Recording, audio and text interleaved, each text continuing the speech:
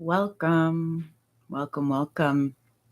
As we allow some space for everyone to arrive and get settled, just if you're already arrived, you're always welcome to say hello. Know that the comments for the class, I don't think are replayed, but they're a way for me to get to see and to connect with who is watching. And likewise, if you are tuning into the replay and not when this is live, you're welcome to introduce or share any insights that come or any things that we're questioning during the class in the comments section below to, of course, commence further conversation. So welcome, Josie here. And I'm excited for this ongoing class connection on live energy study to see and discover how we can honor the energetic cycles and the rhythms that we find ourselves in, right? So the dates, the times of us living now, the importance of present energetic understandings, as well as then being able to potentially expand or extrapolate upon what is occurring at present, or to give further ways or semblance of moving through what is occurring at present from the subtle, and understanding then potentially what can be subtly shifted, subtly altered, be it in mind, feeling, sensation, thought, action, choice, all the things that those little subtle shifts then can support greater ripples of shifts through and beyond even our form, our life, our soul experience. I have come with a nettle tea and as you see, not headgear tonight because I'm looking forward to hopefully having in the D-School classes more discussion and less of me just channeling information, as is within some of my tarot connections or things. But know that I did come prepared if needed, that I'll have some support and covering at times. I will always come, as I've shared, with a little idea of what will, of kind of a loop of information that we may sift and move through in these classes. But please trust that even if a question fully hasn't formed, you're welcome to share seed words even, or strings of words that you may receive during the process, during the experience and connection, and that you're welcome to share what you feel you may, even if they're almost sharing like that, even if it feels garbled to you or if it doesn't make full sense, you're welcome to share even bits of what you may be receiving to add somewhat to the conversation, to add to the pot. It's neat that this class, I wanted to it was neat for the first class in D-School in a couple weeks ago. I had some notes and we got through really the why study subtle energy. And I was able to share a bit about how subtle energy might feel deceivingly simple, which then makes people feel that it's like you just then, like it's unchanging, almost like there's a finite in that simplicity. But of course, as we discover in right, in symbols, that they carry a wealth of information that can continue to unfold and unravel and reveal themselves over multiple times, many seasons. And so I look forward to honoring what can be discussed today, meaning that it's not that I'm holding information back or that I'm keeping it in a pot waiting for something else to happen and be masterminded. It is simply that there's just so much information that can be shared energetically within the time constraint of these lives, which are about an hour to an hour and a half. And so at times, some of the information shared, I won't know how much to expand or explain or expand upon, if that makes sense, until it makes sense by you, the listener, the person that is experiencing this class with me. Unless you also share sometimes those bones of contention. So no, this is not also a class like a university lecture that I am just speaking a whole bunch of information that you're meant to write notes and take down as is word and is fact.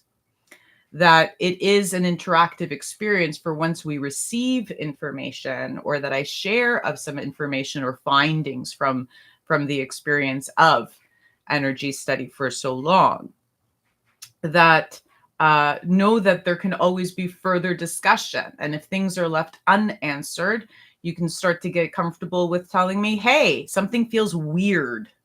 Something feels off in that information. Can you explain what you mean by this word? You know, you can get particular with me. I'm not going to feel like you're debating me. As well, to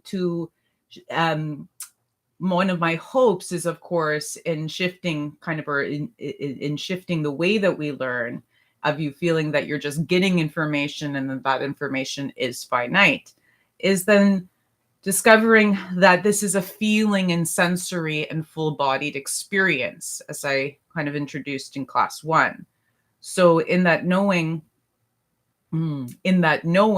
right, that it's not about necessarily debating up here, but if something feels off in receiving the information, brings up anger, brings up rage, brings up certain pings in areas of your body, brings up constriction or fog, that you can share those things with me. You can share the sensory experience of receiving the information, and that will support me in seeing what else I can fill in, what else I can support to assist that movement from the first retrieval or receiving of information to then the digesting, the composition, the decomposition of that experience, and then potentially getting to a point of knowing or understanding. So in that, the last note that I mentioned, and I remembered in class 1 that I just was able to mention it. I didn't even get into time.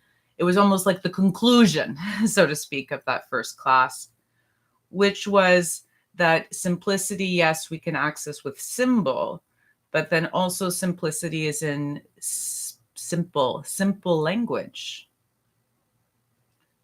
And even in the energy that can be found within a word.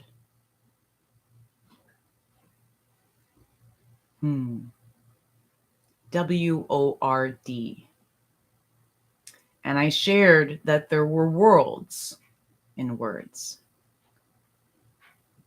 That each even sound or acknowledgement of each letter that makes up that word, but then also in the sounding of that word,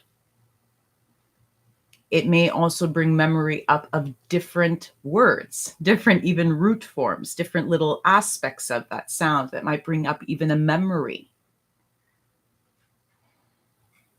And the interesting thing of remembrance is that we feel that, yes, because we've forgotten so much, and so energy work or learning of energy and the more subtle, almost will feel at times, we spoke of that seeking, of like finding something that you need to remember or that has been forgotten.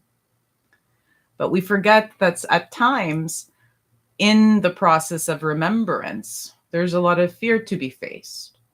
There are some things that we fear might be remembered that we don't want to have remembered.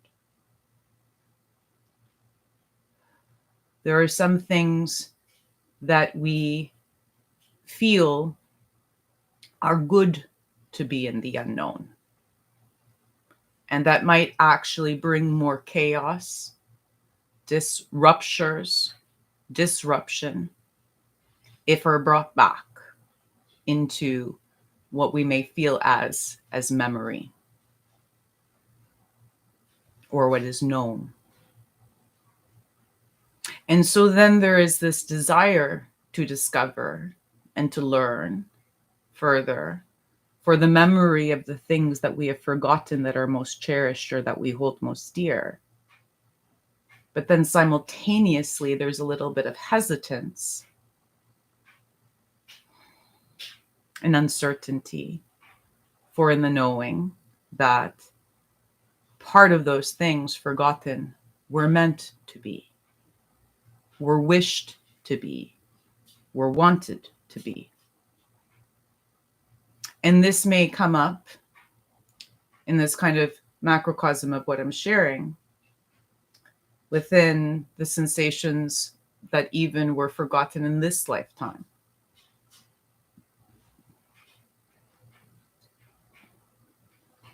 Be it things or experiences that were had that were not wished to be had. And so the subtle and our exploration of energy brings up both sensations. It will bring up wonder and excitement and curiosity, as we spoke of within class 1. But we must also honor that simultaneously in that same experience of wonder and curiosity and all the things,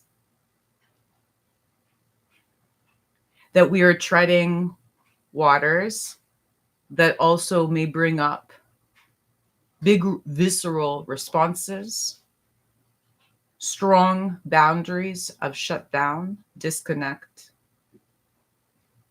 disassociate. And so I mentioned a little of not to worry if you can stay through a whole class. It will be a great practice in learning of energy in this way, a practice unto itself of potentially facing that, the fear of missing out or the fear of not getting the information that is needed in you in time or in the right time. There seems to always be a pressure of time.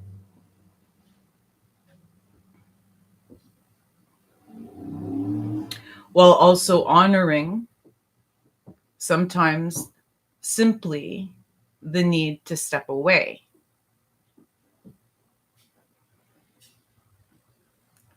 And so to honor that this kind of growing library of classes, at times you may step in for the lives to bring in, seeds into the recording.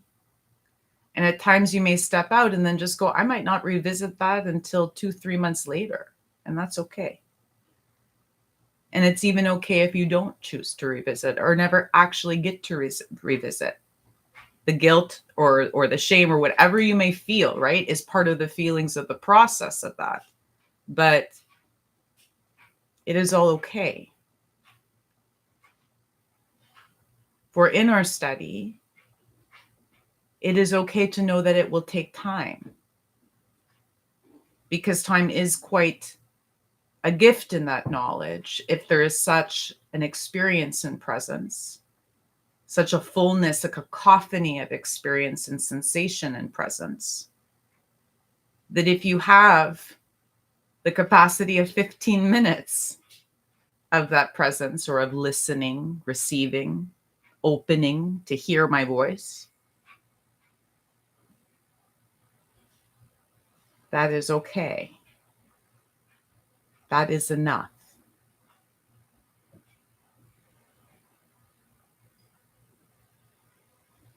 Trust that even the information dispersed, I'm almost receiving like the informations that will be dispersed through multiple classes might be pieced together in different ways because of that. So you don't have to feel like it has to be done in the order that I share it.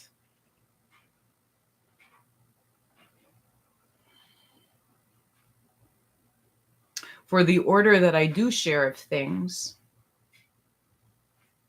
is, yes, pertaining to specific timings, kind of most global, or not even global, but more like universal, like just our concept of time.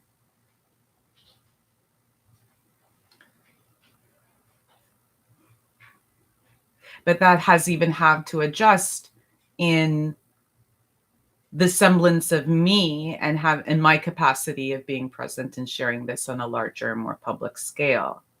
For the majority of energy teachings I've done have been in very small groups and most private for almost 12 years.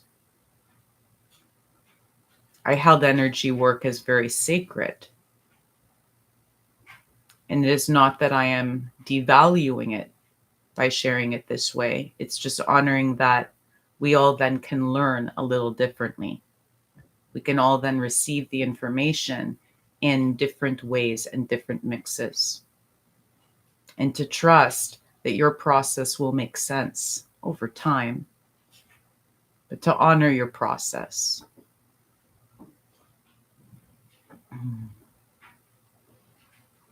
So back to that word.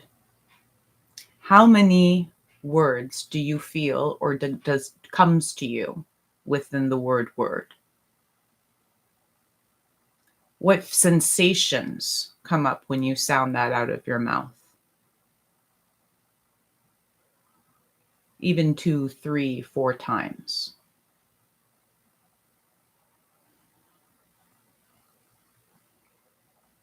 For words, yes, can carry swords.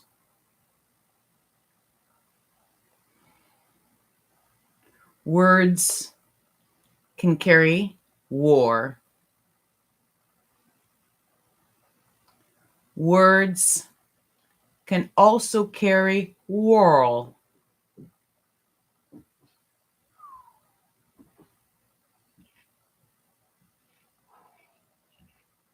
So words then may also carry worlds.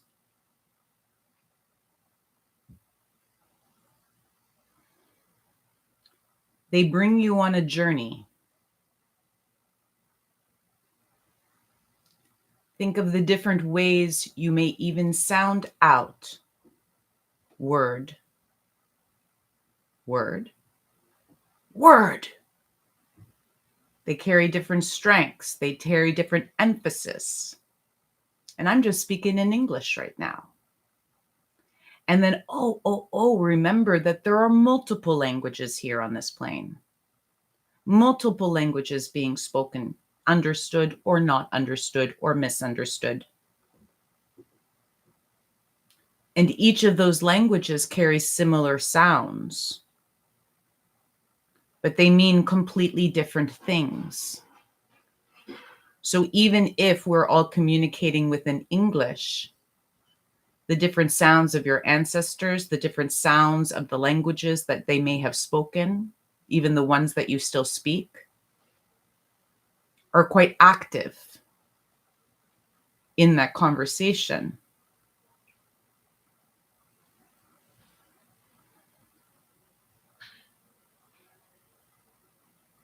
Think of 3 languages, 4 languages that come to mind. Next time you go, get Google Translate and think of a sound that you feel very affirmed of the reasoning or the strength of it in your language, maybe who. And then sound that in the voice note in your little app. Who in 4 different languages and see what comes up in the translation. And then potentially from those different translations, to see then what comes up within the body, in the feeling response, in the visceral sensations, or even in the memories, the change of hot, cold within your body, the contractions, the expansions at the same time. We were talking about that before, the lips as well as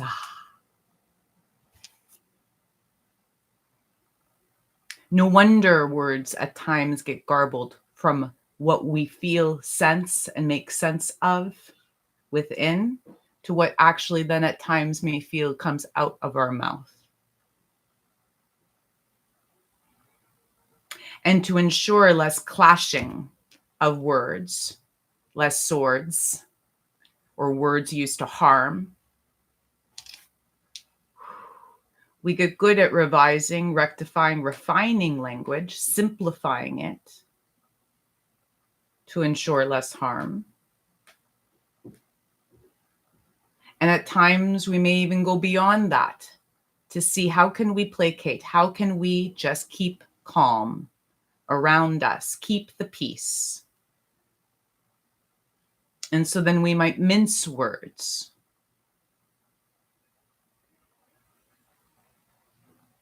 And then in the mincing of words, we potentially may not actually halt or shift some of the truth that we are sharing within those words.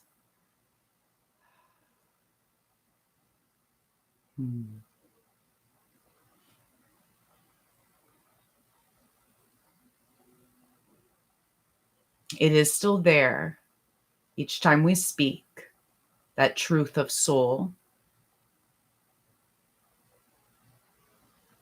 that truth of our energy that we are sharing in our sound.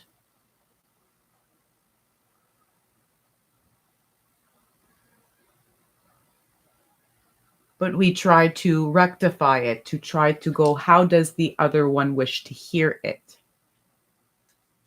Which allows us sometimes to falter, to halt the war in words.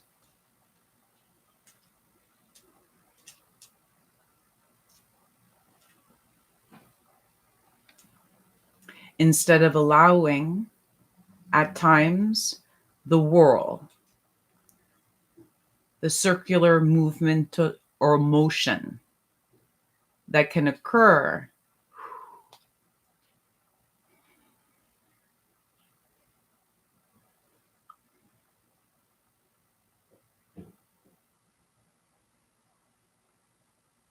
this may already be feeling as an experience today. Almost a sound meditation, per se, yes? I spoke in ways that could potentially bring up befuddlement. It brought you out of the head and had to bring you into the sound and the breath, the feeling and sensation of your body. So trust that if you receive even a word in subtle, that might feel of guidance, of message, of support for the questions or the query or the energetic equilibrium that you are in.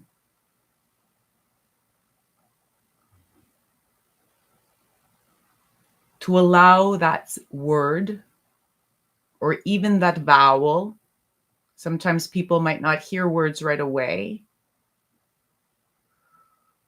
You might just simply hear a sound, a vowel.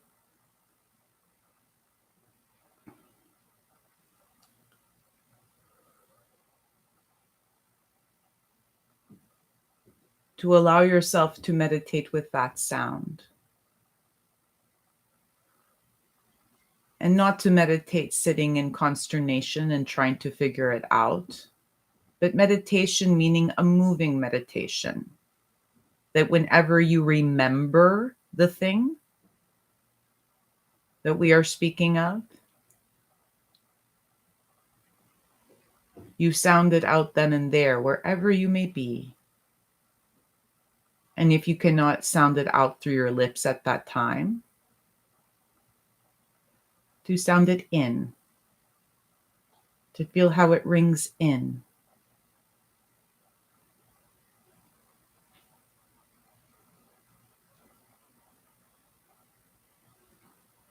There are way sounds, each and every one of our languages shared, carries sacred or more what is known as special or seed sounds. And those seed sounds that have been scattered through many languages and through many words can assist our energetic equilibrium. And energetic equilibrium, why I'm using that term, is that as we realize it is not about balancing two types of things that we have defined. Energy consists of, and even this is scientific, you could literally look to a science textbook and see how they define energy and what it consists of. It consists of at least three things.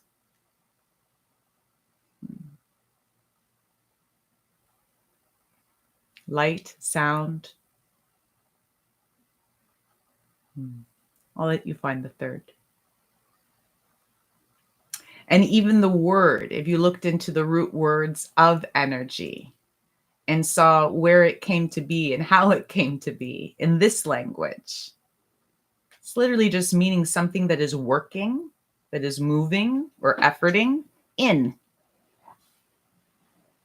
But then that gets interesting because then we think it's the inner work. But of course, the further that we go in and do the work in sensing those things most subtle, we discover that that has accessed and given us access to a tapestry of energy that is most subtle, that expands way beyond our concept of in.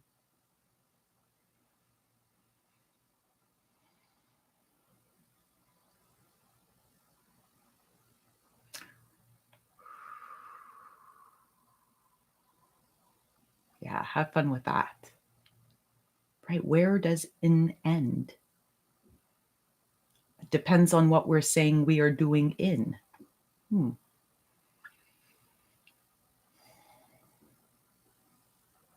Ah, thank you. So that brings me now to the flow from that end of last class to what I wrote here. And this is kind of neat. I wrote that no matter where you go in a class, be it the number 2235 that you choose to step in, be it the number 000, be it the number 122, do you see? It does not matter. You choose where to step in and you choose when to step out. For time in or out, or the choice to time to come back again or not, to honor always in working with subtle the capacity for that process of being present with those sensations sensed, experienced,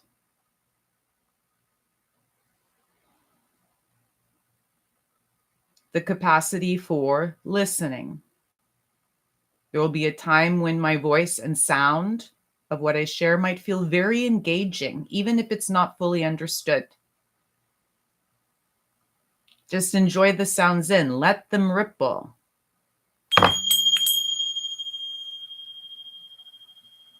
We hear the ripple of that sound, even though after it was struck, there was still a bit of that ripple. Or there isn't, if we've stopped the movement or stopped the vibration. And so trust that in you stepping in or out, they're just sharing. You're not stopping. You're not turning off the process.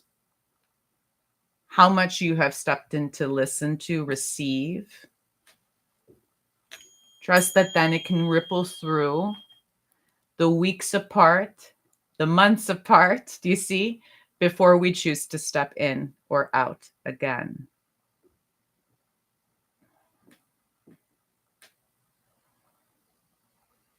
Many of us wish to see the subtle, to see what feels unseen, and to know, of course, what feels unknown. And so we addressed why at times that unknown can feel so vast and magnificent. At times it can feel and bring up the courage of the discoverer or the wanderer through a new adventure or journey. And other times, great trepidation if the thing that you most fear might be there. It's just unclear at present.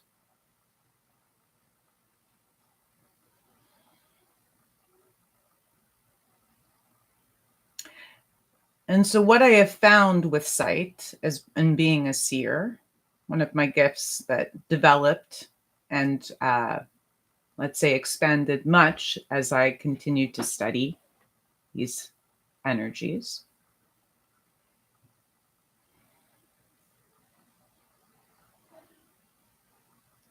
is that sight can shift. Nothing actually is as finite as we feel at that moment when you see something that may have felt then first unseen. Like that idea of waking up, that idea of expanding your consciousness, the idea of seeing things that may you have passed or not experienced or not realized were right there. And at times, waking up can be startling and disheartening.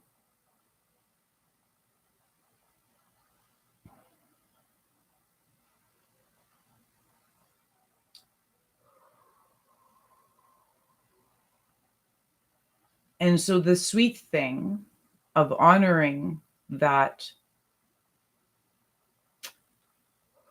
this process can be almost delayed in its relay. They're sharing, like, acknowledge that the delay of things is an okay thing. You don't have to feel that you have to speed up and take in. That's just an old way that we've been taught, of like, there's all this food here now and maybe there's going to be no food, right? Like the those sensations of lack of all those things that have been grained into us from colonial and capitalist systems. So I must then take it all in now and understand it now and digest it now. But of course, we know that sometimes when we do that, we get sick.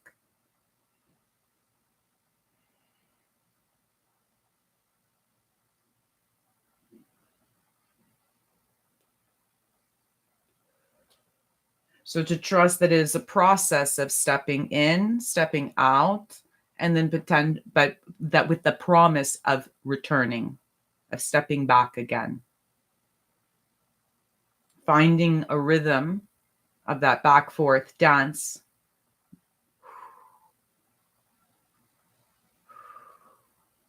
That will lessen the fears so that when the sight does come, you're able to honor and allow it to transmute and morph as our energetic equilibrium does.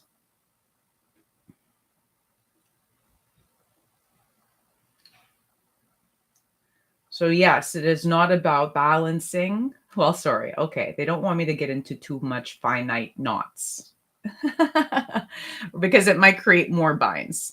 I've discovered and realized over time that speaking and sharing of energy, anyone who listens, however we may form or discover or discuss our relationship, be it student, teacher, but you know what I mean? It's anyone who listens at times. And even I find this, I'm in practice of this too, right? Even when I listen to a friend, a family member, I will then at times, if they have a very strong thing to say, I will listen. I will still listen, even if it goes against at times what I'm feeling or sensing within.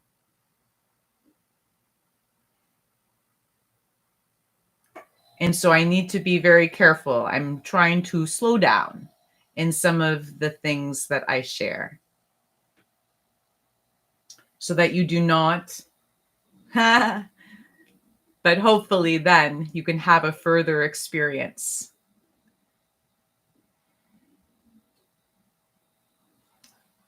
That can morph and shift as energy does. That can allow you to morph and shift on the regular basis that we do more easily. And to honor that that equilibrium will shift as well.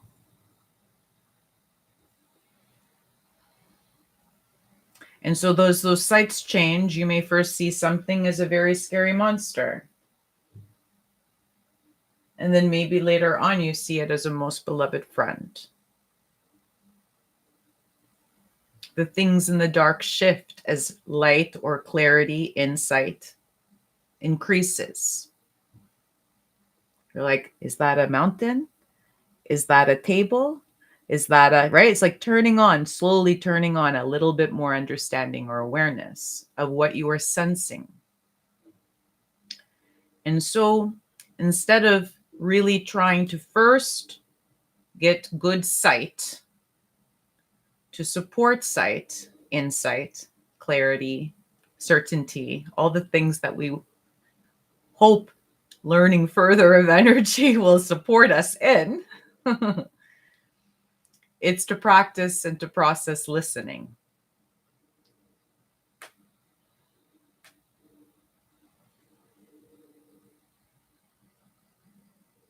To allow us at times not to see, but to listen to the sounds shared, to feel what arises, to see what that feeling brings up in the mind, what memory that may trigger, what question that may arise, and then see if over time you will just feel more comfortable in sharing some of those questions.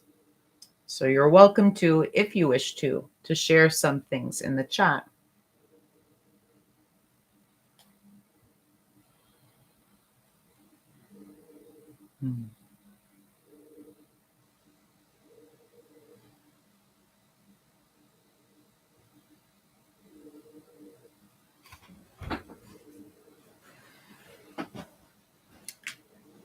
And I'll give a practice for today. I love how I'm looking for something that literally I actually put right in front of me.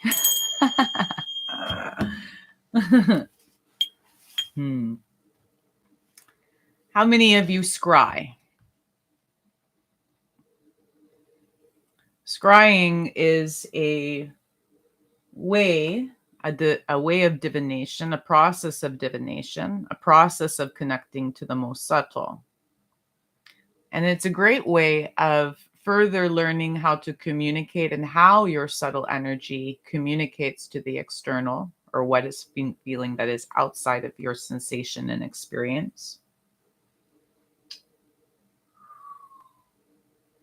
And at times it's interesting, specifically, before we get into others, unless you have specific requests of me to address certain scrying practices or any questions, what I was really nudged to support in this learning of the subtle is working with the pendulum. And a pendulum is simply, well, something that is pendulous, but thinking that something that has a string, so it even might be a necklace, something that has length, and that something that has, let's say, metal or stone. They're sharing you could use wood. It just depends on the weight of the wood. But usually it's something that carries a bit more weight on the end to support the propelling of subtle energy, and to see how it works with. And I remember when I heard from, well, I hear from many people that they really enjoy working with pendulums, especially when, let's say, maybe your sight feels clouded or that there's certain uncertainties. And the one thing that I also, though, really like about pendulum is that, of course, as you know, it shares really specific, like just base answers. It's not like it's going to give you 50,000 word response. It's not all of a sudden going to become a typewriter or a phone screen and share with you tons of things. It's simply, we've learned for it to share you a yes, a y, and a n. Or it depends on what pendulum, what you are bringing the question to. Is it a yes, no? Is it like a whoa, like alert, alert, and wee? Like, who knows?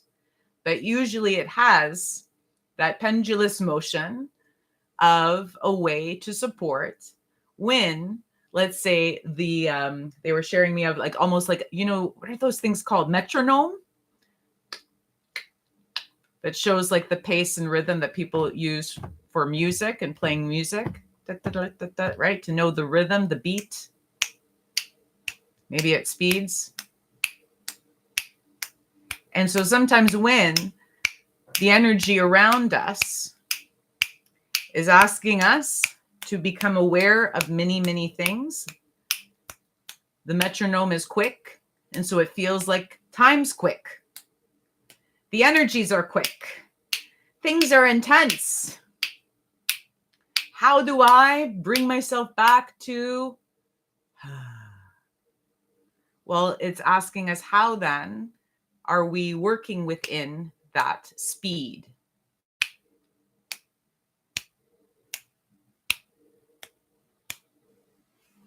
And so a way to discover that is to first entrain.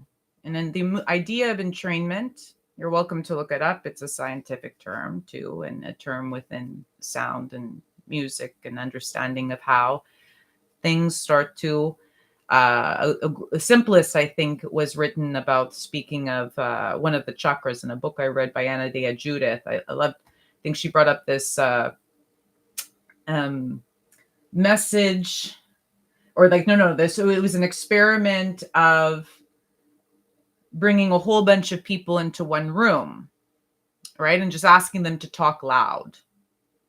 And so at the beginning, it will sound like cacophony to the ears. It will sound like that, we just spoke of, like the swords and words, like the things that just are clashing, cacophony, disharmonious.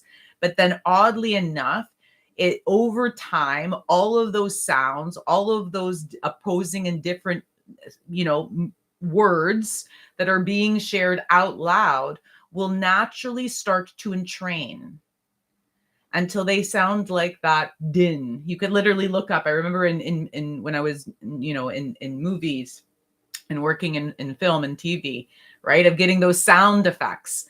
And it's like, then you can look for a sound effect of like a crowd's din, right? It's just like that sound that is not necessarily, you'll hear everybody's specific words. Maybe every once in a while something will come up, but it just sounds like, oh, that's a loud crowd sound.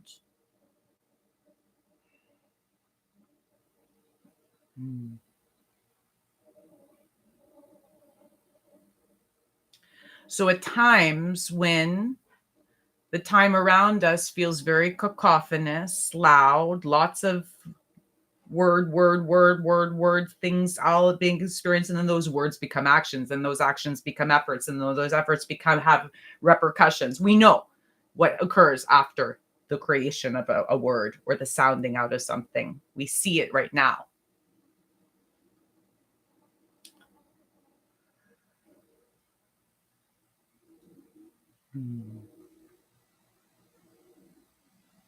And so we're like, oh, so much noise. I can't hear me. I can't, it's hard to compute. It's hard to compute. And so then instead of moving into further awareness, into greater consciousness or expanding, because it feels too much, that, or to bring it up, too much fear, too many things, discombobulating, that we then go seek and ask for help.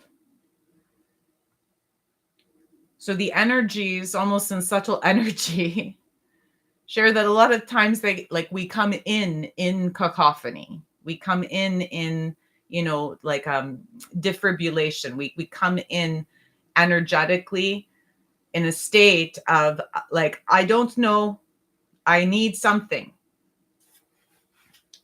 Help, fill in the blanks, or smooth out the energy being received. Smooth it out, bring some space between, share with me something to support the friction. And so we come to pendulum, and I'm clearly not using my pendulum for this. I'm using, as I wanted to just share, because you can use anything, right, that has that weight on the end and that can swing like a metronome. So we come in, and I'm like, and I'm going to show you this. It'll be very easy. You can practice this with me if you have something to at home. Okay, so now I'm just talking, and clearly there's just my, like, I'm not connecting yet. But now as I connect and I get more and more irate, and even as I expand into my breath,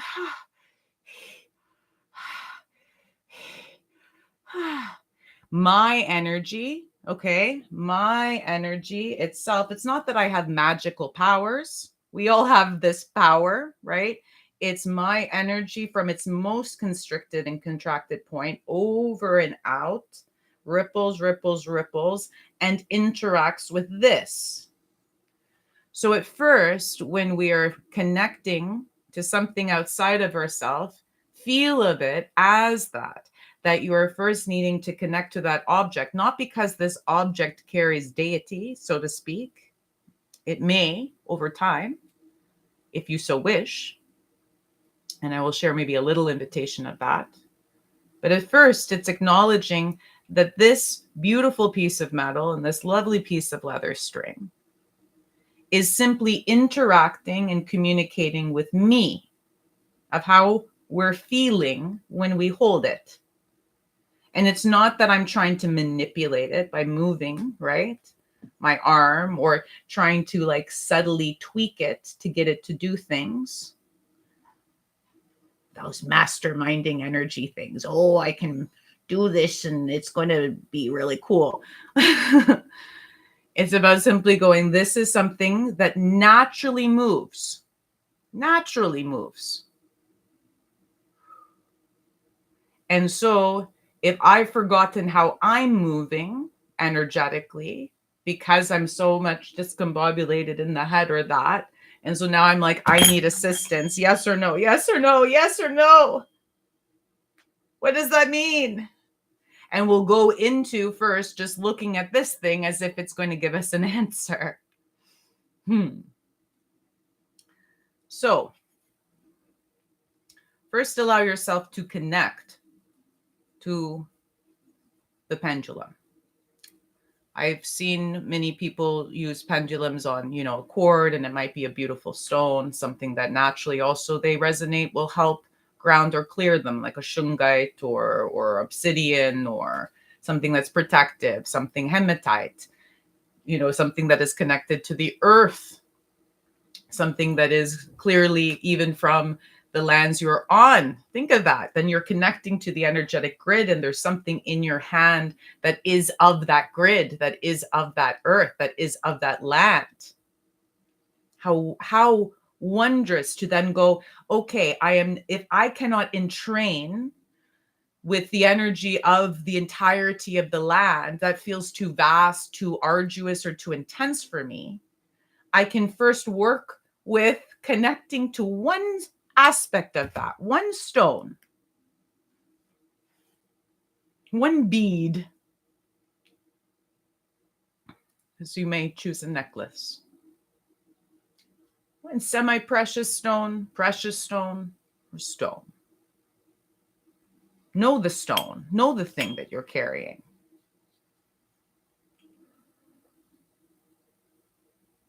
For if you carry any guilt around that stone or where it has been, it will almost disrupt the ability to connect and entrain to that thing. And so if you're newer to trusting or connecting to intuition, to that inner knowing of that our bodies carry, our energy bodies carry so many, and we always think the dips and the blips and the pains and the pleasures are only just our physical response. But the beauty of subtle energy is that we discover that, yes, it can have a magnificent ripple into, that like that physical response might not always just be the physical thing that we think it is. And then we're getting really good with, like, I think IG therapy of like getting into then going, oh, I think I know what the mental thing is, or I know what the emotional issue is. It's been defined. And so now I can look towards that. So allow yourself to always, again, we're coming back to thank you what Barb brought in the first class, of coming in always with a little curiosity while honoring the fears and the things, or the almost they're joking of the curiosity of what we already know.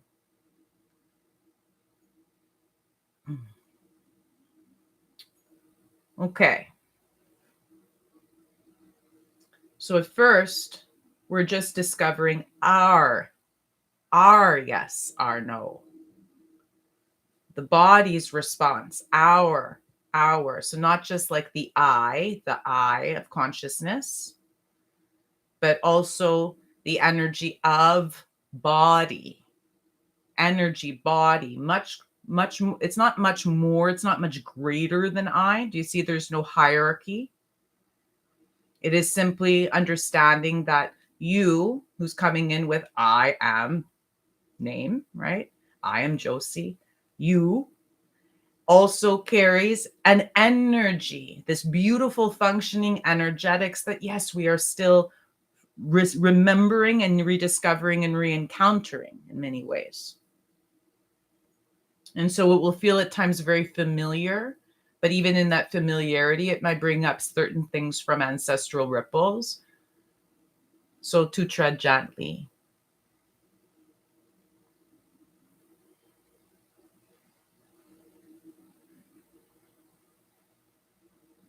So allowing yourself to say hi, Josie, hi name. Breathing and just allowing yourself to connect. So that's you breathing with the stone, you breathing with the metal, you breathing with the thing outside of you that is interacting with the energies in.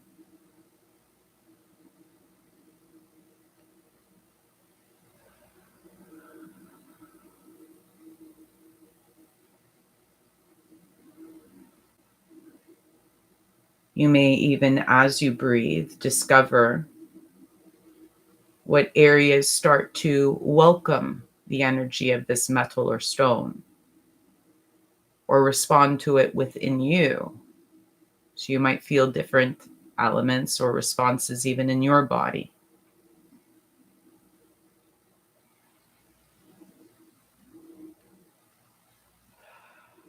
Allow yourself to enjoy the process, to start to see what comes when you enjoy things.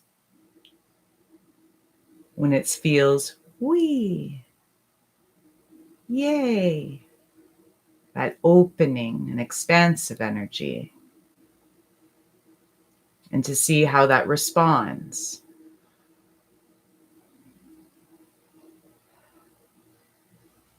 What motion does it make?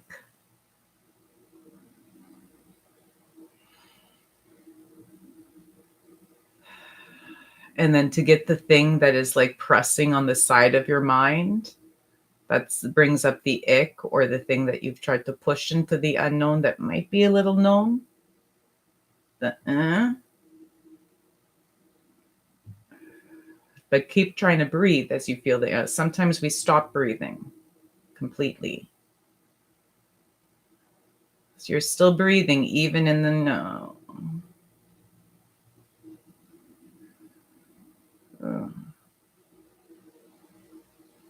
And to see what arises in the pendulum swing within that shift of energy in you.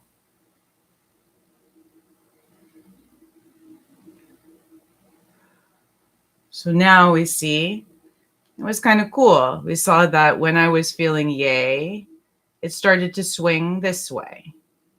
When I was feeling it started, I'm manipulating it now. It started to swing this way. So I clearly received kind of like my pendulum of yay, nay. Mine. Does that make sense? Of how my body shares it. So that then at times, because when we get those sensations in us of ye or ne, we doubt them at times, don't we? At times when you get a yes, and then maybe like you have a bit more time to chew and you're like, but is that like a false yes? Is that like a yes with like, I don't know. The more that we, allow sometimes chewing, and chewing is good, right? Or giving space and time to move through things, because then we've realized at times when we've just jumped on the bandwagon of something and said, yes, yes, yes, yes, that it gave us repercussions after. We've learned from previous, choices, decisions that we have made. So then we get to the feeling how our body shares no and yes, and there's still that like doubter, or the way of kind of going second, going, well, should I? Maybe I'll now pull out a card. Well, should I? Maybe I'll now pull out a pendulum. Should I? Maybe I'll now connect to. Do you see? To give you continual affirmations of potentially what was initially received. But the thing is, of course, that when we bring a question, like I was just sharing with that my yet and no, I was just discovering my yes and no. But of course, I didn't bring in a question with that. And we know that bringing in a question, just like asking you, bring in questions into live energy study. Like, oh my gosh, the amount of potentially things of like, is this a good enough question? Does this make sense? Is this part of the flow? Is this going to disrupt the class? Like, how many thoughts are coming in, even in just that invitation? So then we know that when we come to actually check in with our yeses and nos, there will potentially be some fibrillation of fear or uncertainty coming along with it until potentially we trust ourselves more, feel more confident in that process of communication and conversation with our own energetic being. So let's say I bring in a question. What should I bring in? Well, I can give it a yes, no. My name is Josie. Okay, yeah, I got a yes. Ooh, at least I know my name. Paco is currently in his crate. Do you see how I'm just practicing now with just sharing very clear things that I know? So it's getting me in a calmer way. But if I came in going, what is the meaning of life? And I start to feel constriction or uncertainty in my body, a lot of the times that constriction or uncertainty is going to entrain with this object and show us also uncertainty. And then again, we're going to be doubting not just our own energetic response, but then we're even going to be doubting the response of the other energetic, consistency or weight that we're working with. Gosh, the doubt, the layers and layers and layers of doubt. No wonder we place trust in other things. Whew. So I found it interesting when I brought in then, when we come into a pendulum, dependent on the level of urgency or uncertainty. Let's say if you're worrying about what foods are making me sick. And so then you'll go to each food that you've bought from the grocery store and check it to see, is this a yes? Is this a no? Is this a yes? Is this a no?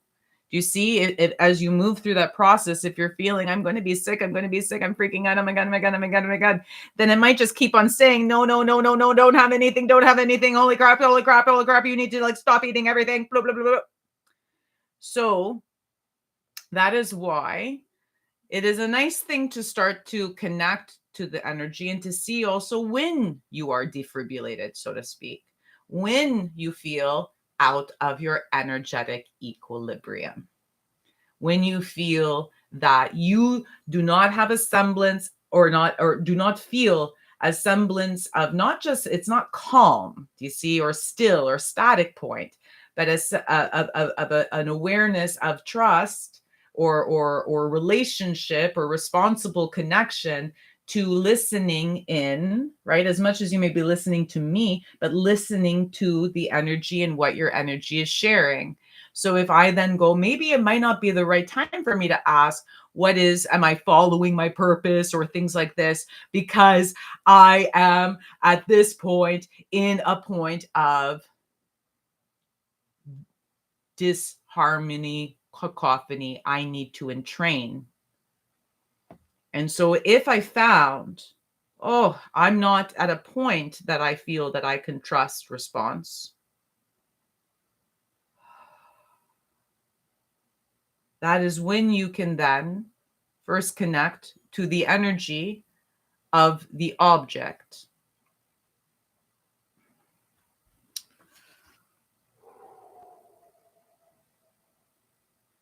So you start to then communicate to the stone or to the metal itself. You share that experience or the experiencing of cacophonous waters to the thing that it feels more solid. Isn't that cool? It just simply feels more solid at that point. So you share all that cacophony to the thing that feels more strong. This is a beautiful thing if you're not doing this in a pendulum. Do you see? It's simply you sitting on a rock. Maybe by some water. We've just brought the rock, brought the metal from the earth home.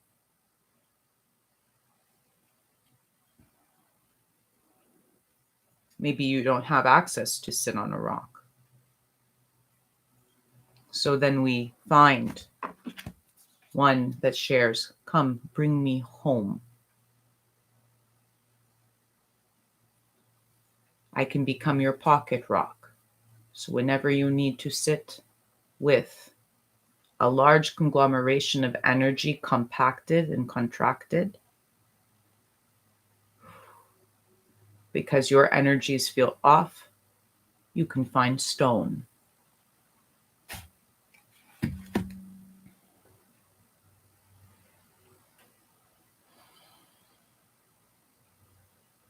So allow yourself to connect to the stone, the apparatus.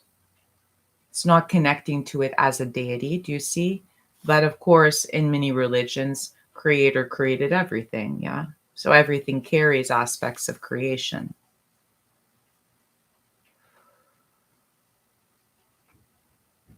You share the disruptions, you share the fibrillations, the tremors, the tribulations, the cacophony with that object.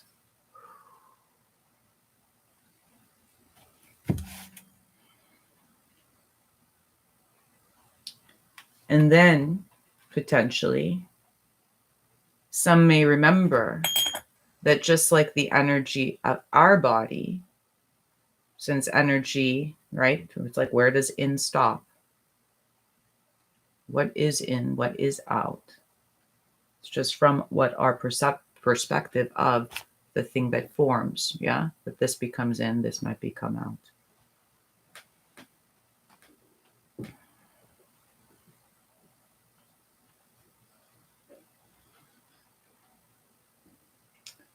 So some may do this process just with themselves, right? In meditation and prayer, right? When you feel that fibrillation, you entrain with what, right? That what you carry faith in, what you have allowed in to the most, right? To that spot, into the place of the soul, into the place that feels so whole of you.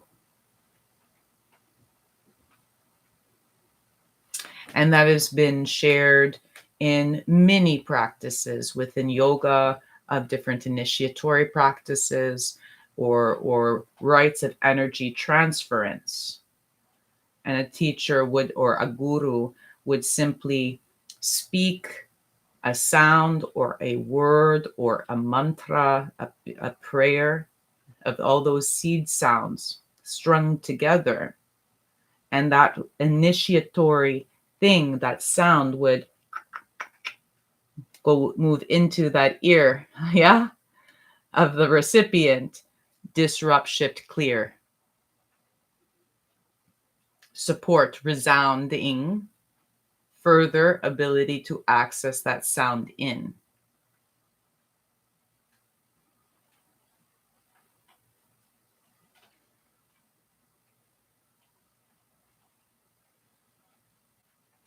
In Reiki, it was known as attunement process. Is known. It still is a practice or a process.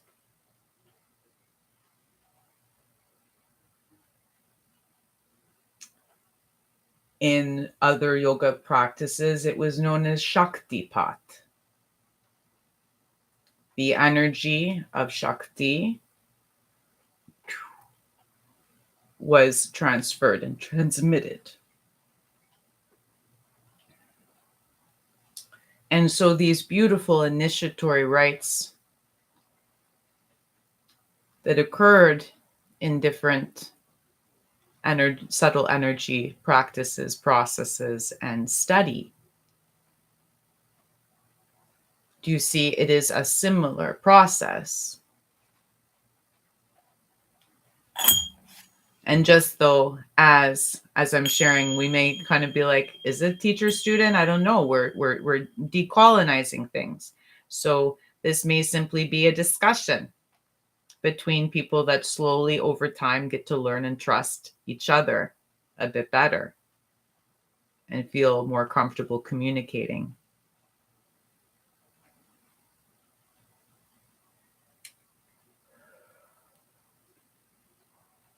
And so it is not that you have to feel, oh, I'm I'm the one transferring the energy to this object, or this object is transferring the energy to me. Like they are the initiate, or I am the one that's receiving. The beautiful thing of pendulum is that it is a practice of reciprocity. The origin point of like going, I am initiating the send of energy this way doesn't really make sense. Is it really that? Or is it the energy being sent from this thing first? Or is it the energy is communicating between that and multiple other energies around below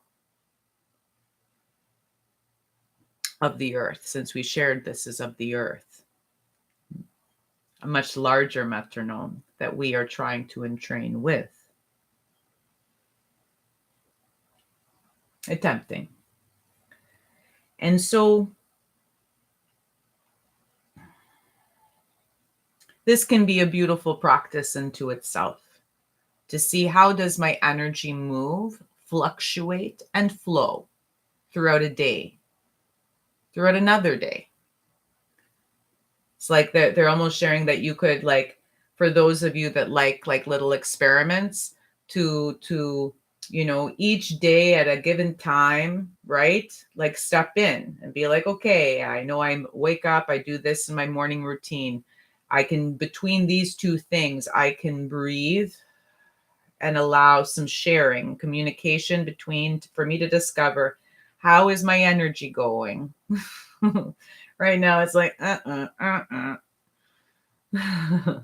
okay. In that, it's not then going, how can I make it a we? Do you see? It's not black, white, like it's not back forth, even though we're saying the metronome, it's a swing, right? So this might be a swing to the yes. This might be a swing to the no. So it's not that we're just continuing to need to swing back and forth. Is that we're trying to find an equilibrium that allows, action, inaction, choice, by confident choice, to allow us to rhythmically flow with the multitude of things that are occurring.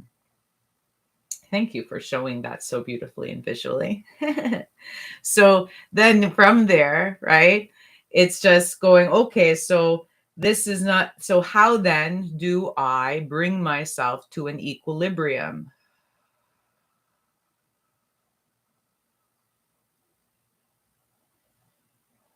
And that for me in process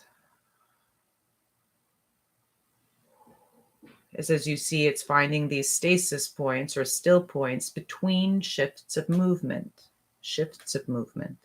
So as you see, it was first moving this way, it slowed down and then potentially shifted into a different momentum, a different rhythm. It's not saying that this rhythm is better, because even if I came to a point and I was like, hey, this is where I am right now, I'd be like, okay, that is potentially excess of that.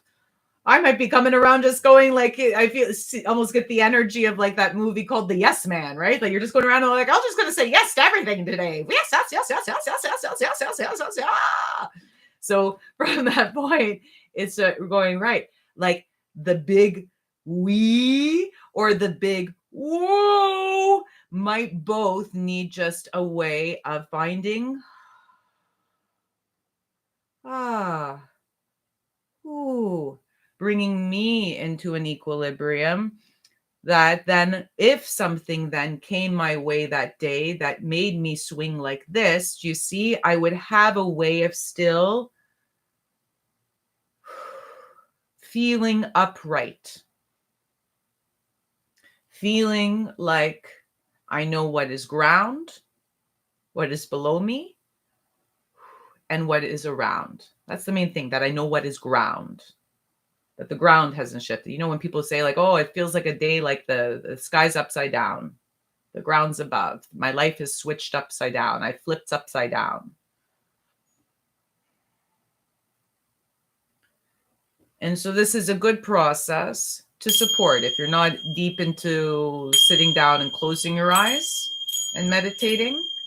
This is also a nice way of then connecting to your energy on a regular basis and just to see how it can support you in being able to move through your day and the functionings and the requirements of the flux and the chaos around you without you swinging both ways all the time off the Richter scale, because that's what's around us. They're sharing, so that just for me to add, it's because then when we get really swung, like meaning or have an actual very big occurrence or emergency event, that it's not that then we shut down or go into, you know, the panics or the trigger modes or the things, that we're able to then go, okay, how can I still communicate, share some of those words, share some of the needs, share some of what is I need support in.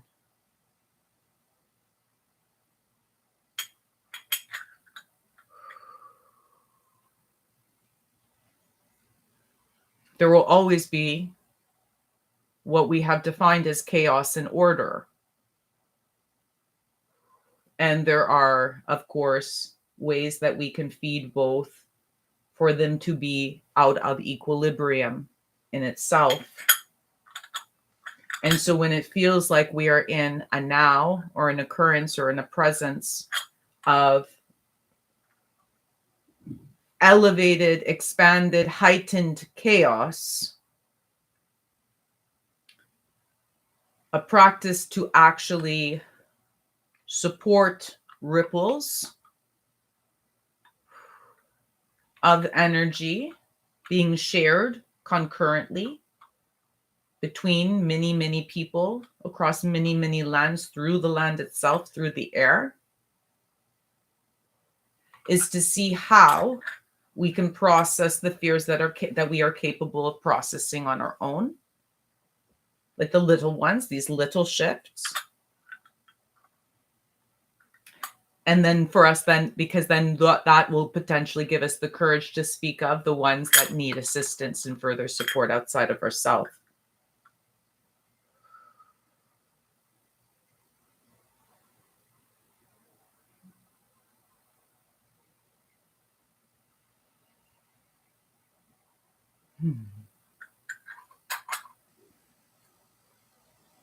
To see how those little changes that we do within our days can over time give us the courage to make the bigger changes and the shifts of our lives and systems that have harmed many people, many worlds now, in the now.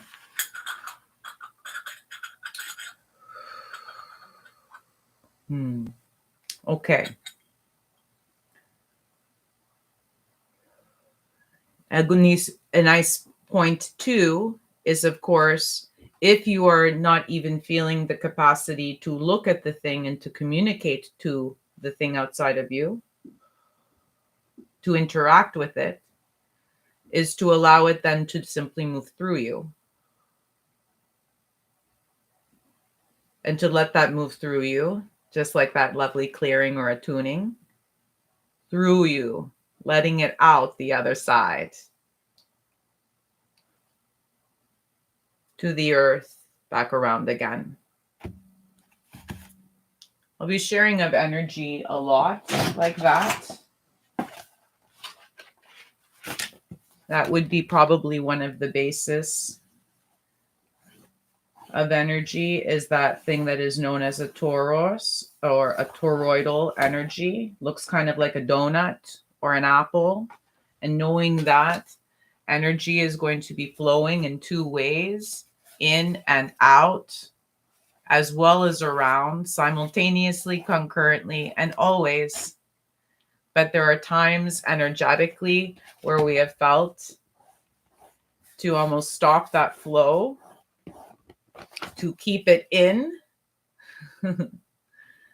which then makes us almost feel, like I find this is potentially the time when we feel like energy is just bypassing the interaction. It's disconnecting us, disassociating us, instead of connecting us or associating ourselves to many things around us.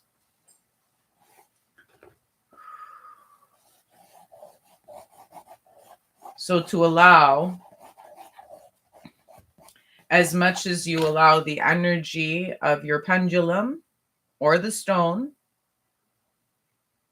to access the space where you feel is mind, and potentially to clear, right? Or to balance, right? To, as we always share, like, well, our thoughts, our mind, our racing, our doubts, the fears, to allow it to move beyond the throat, beyond all the things that we have named below, and out. Out, back again. And the knowing, it's not that then it's like return to sender, right? It's knowing, of course, that it is then being shared and feeding and supporting many things around.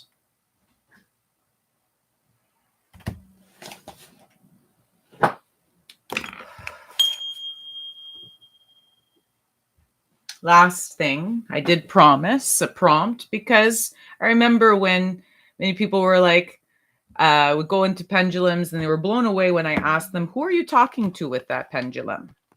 And they'd be like, I don't know, I didn't really think of that.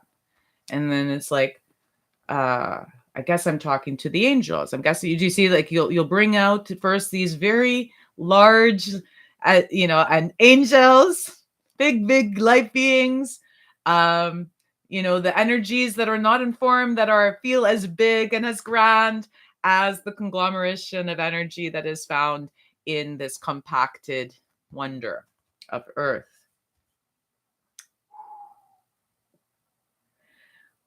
And of course, many will even connect to the energy that is carried in the stone, which will feel very loud and talkative, because again, it's a lot of dispersed energy that over time has agreed to or has been compacted and formed. So you can first connect to it in the name of the stone, if you wish. Or once you know your responses and know that at times, yes, I am simply connecting to my energetic being, right? To check in and double check my intuition and to be like, hey, is this yes or no?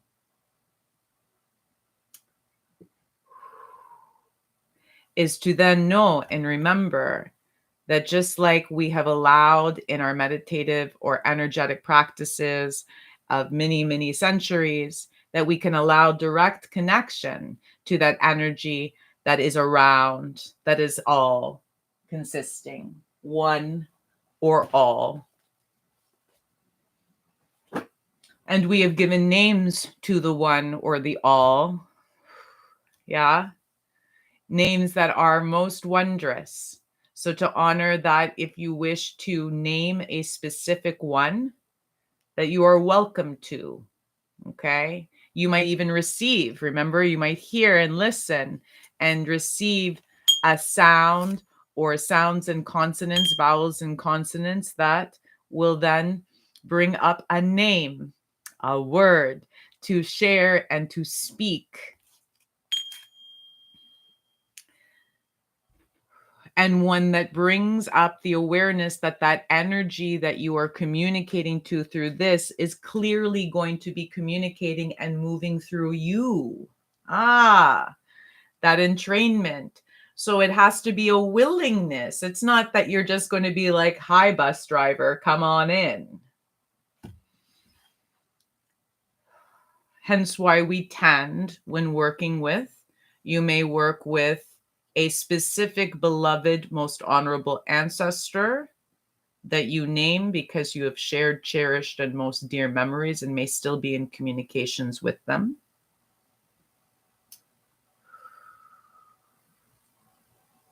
An angel or a deity in your cultures or traditions,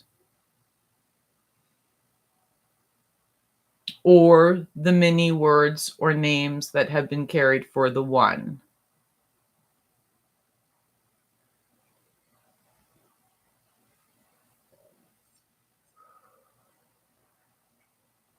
So if you wish to start, don't think it's like starting small. It's just starting where you will be in an equilibrium with. If already going, oh my gosh, I'm going to connect and allow the energy of the one in through my body and through this thing to communicate with me. Whoa, whoa, whoa. That brings up, whoa, right? That brings up, whoa. Then there's not going to be a fun experience with that. Are there any words or names that you wish to share that you would feel comfortable? Are there ones that you question or query? You're welcome to even share them as well.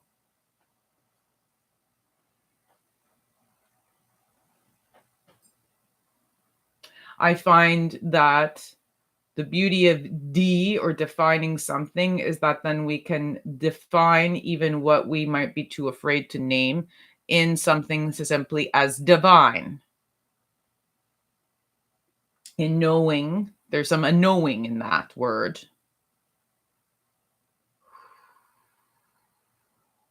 And so then we can first welcome in the divine ones of our highest. Do you see? You can of anything, of however, our highest awareness, consciousness, knowingness, who knows, soul, that is most supportive and beneficent for our soul. Or if you have greater belief and trust in and have developed a deep relationship to a specific name of, be it God, angel, that you can speak that name, that way of calling and welcoming in, that entrainment. And so when you do that, I don't know if I'd be able to share that on video. They're like, yes, yes, yes. I don't know if I'd be able to. Do you see? It's like, I don't know. But the most beautiful thing when I was trying this is that you first, first I'm getting to know my yeses and nos. You see my own feelings of something. Okay. And then there's going to be when I know my own feelings of something and how then that is moving and becoming synonymous or comfortable with the energies of my yeses and nos, my own pendulum of energy. Then I ask something beyond potentially my knowing,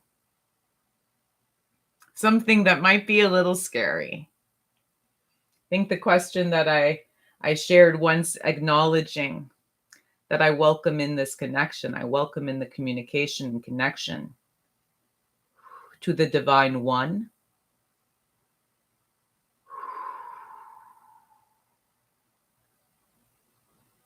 or all,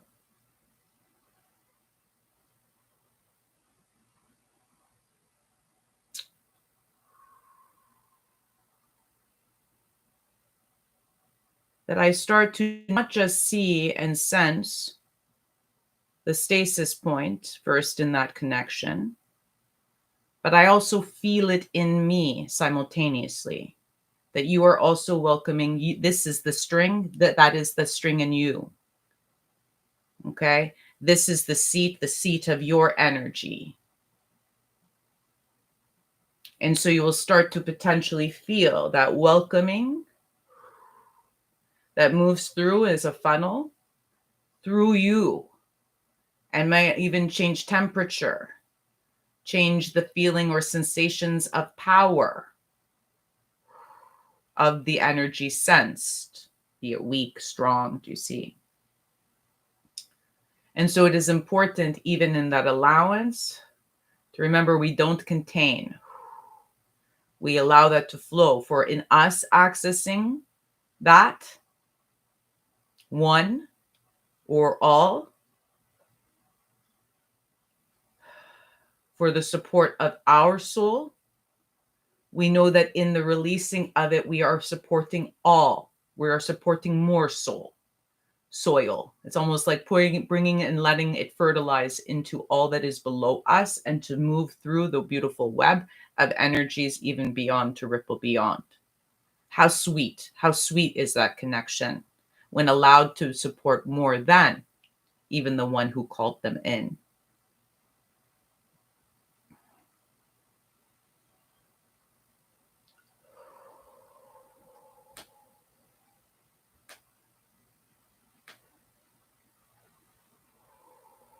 Do you have a question to bring in?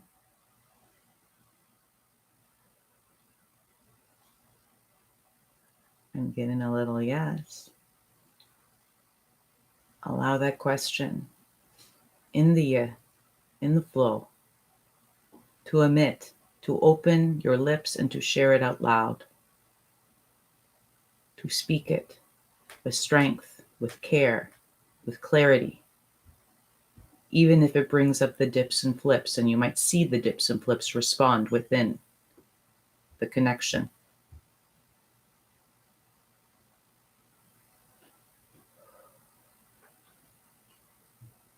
Getting some big ones like, am I living my purpose?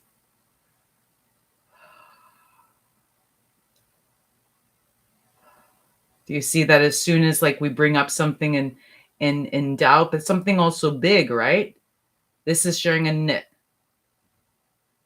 Do you see there's much in that simple answer, the simplicity, the simple language of that? There might be much more contemplation to look at. Am I living my purpose? Well, what is the purpose? Have I acquiesced to do that 24/7? Have I honored that in all the living energy, that I am continuously focused on that? Or have I acknowledged that in this life or in this walk, that potentially on top of living purpose, I'll also be choosing to live. Do you see how that brings up bigger things then? And so the thing with divination at the simplicity is that then we might get a no. And then we feel bad and feel like we have to change everything. But then it also simply might be in what we asked, and allow us to simmer and to sit with what we first asked, and discover if the question is moot, or that we are encouraged, or we have come to a decision why that answer is that, and acknowledge the truth of it.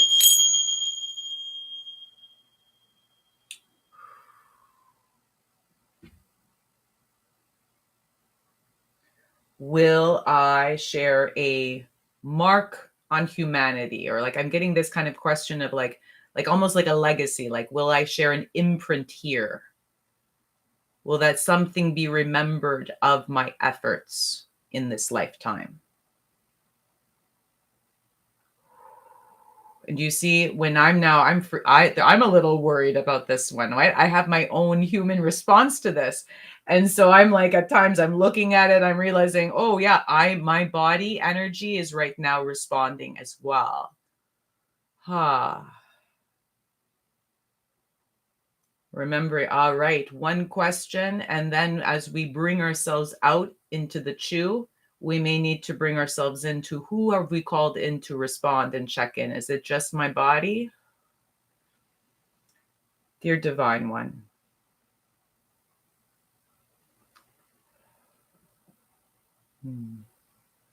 And then we reconnect and begin the process again. So back to, and I'm understanding the notes for this session as we get to the close. Thank you for sitting with me for as long as you chose. That sight in or insight, sight in, sight out, sight back again. Energy, time in, time out, time back again. Connection in, connection out. We step into our mind and our humanness, right? Like all the processings that need to occur between those connections, those truths and those moments of clarity. And then we choose to step back in again. And there might be pauses between that process. Pauses to live, pauses to pee, pauses to eat, right? Pauses to be. And those pauses, though, are not turning off. Right? We are always in a process or a semblance of in, out, back again. Ooh, that feels very beautiful to share.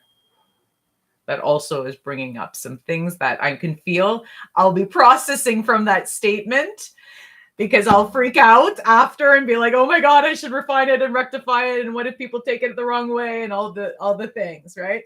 That so I'm like, and I think this is the beauty of live energy studies, to know that each time of what I share, I then live with it and I breathe with it and move with it in the next weeks or so and see where that takes to and what I can share when I come back again. And I invite you to do the same if you ever do choose to step in for the lives on a regular basis, to know that each time you choose to step in, you're welcome to contribute to the chat. If you so choose, you're welcome to share seeds, and you're welcome to share what came up and arose in the spaces and the times between. But I feel that is going to share some deep movements. Woo, Nelly, I'm feeling them already. Okay. It seems like, again, these practices and processes I'm simplifying in a way to support some actual deep work. Subtle energy work feels simple and very subtle and gentle, but the gentle is deep, okay? It will really actually shift things in swift ways. So to honor the ways that your body expels things, just like think, drink water, pee, move, sweat, water, cleanse, all these beautiful, simple processes that we are gifted and blessed to do in a day when we are safe and well. And so to honor, as always, as I close,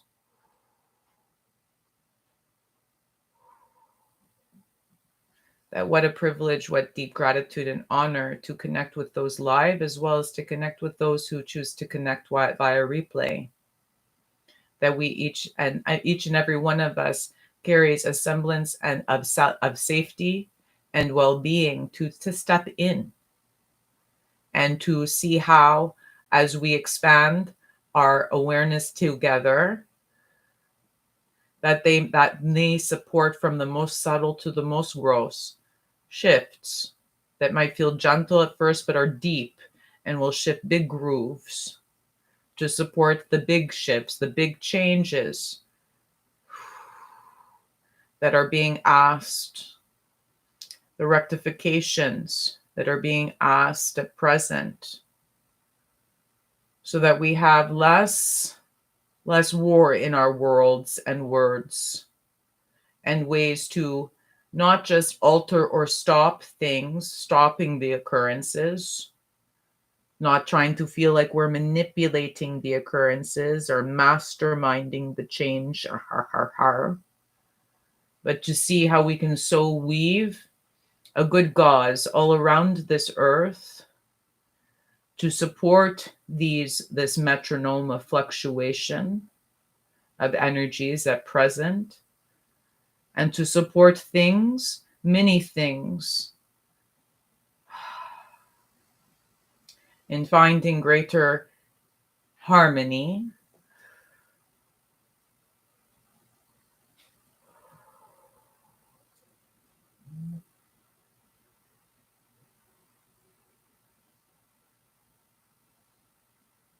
and look forward to. I am in communications with a gifted seer and good friend to share on top of D school classes to support us through this fall season, which is quite intense. If you may have stepped into the divination shared, I believe it was last week or a week, I'm not sure how many days ago, of this eclipse season.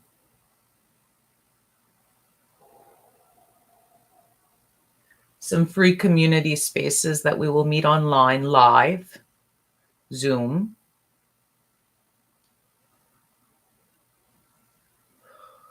to honor the dead, to grieve the soul,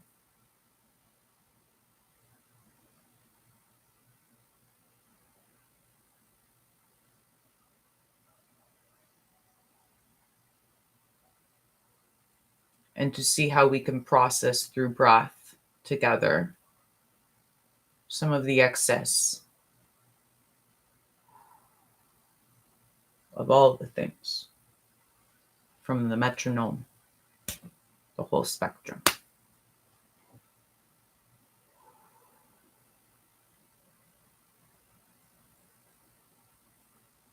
If you are interested in those occurrences, you're welcome to even send out an email to me, hi@josih.com, to say yes, please, to the free community events this October and November, this fall. And prior to us putting out some further information, I will ensure you are part of that process. They are free, meaning me and the other practitioner have agreed that these things we are sharing to grow community, that we will share certain grassroots organizations on the ground.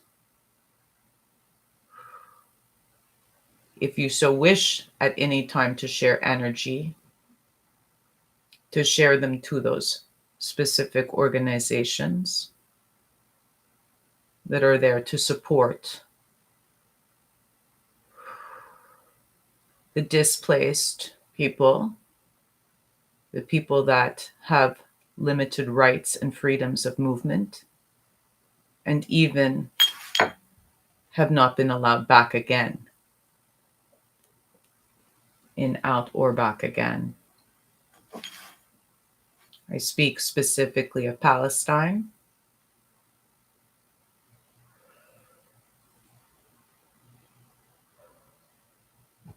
Congo, Sudan,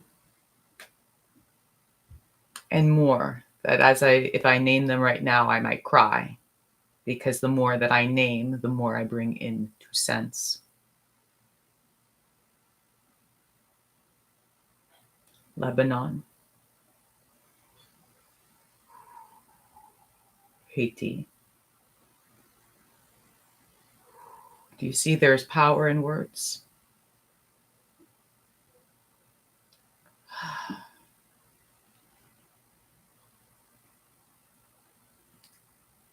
So I do hope that the things shared of the studies of energy in these classes can support us in these times of present, in the time of now.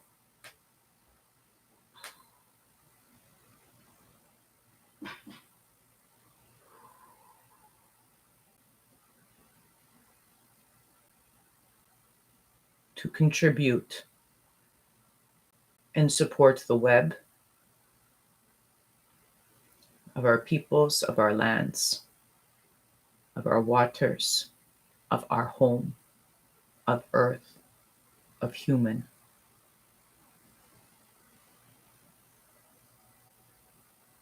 So much love.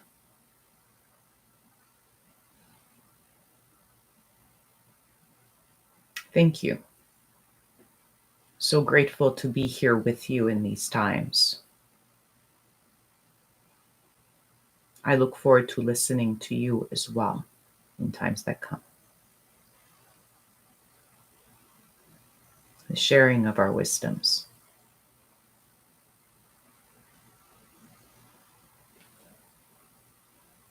Rest well. May we be well. May we breathe. May we breathe. May we celebrate each breath. Take care.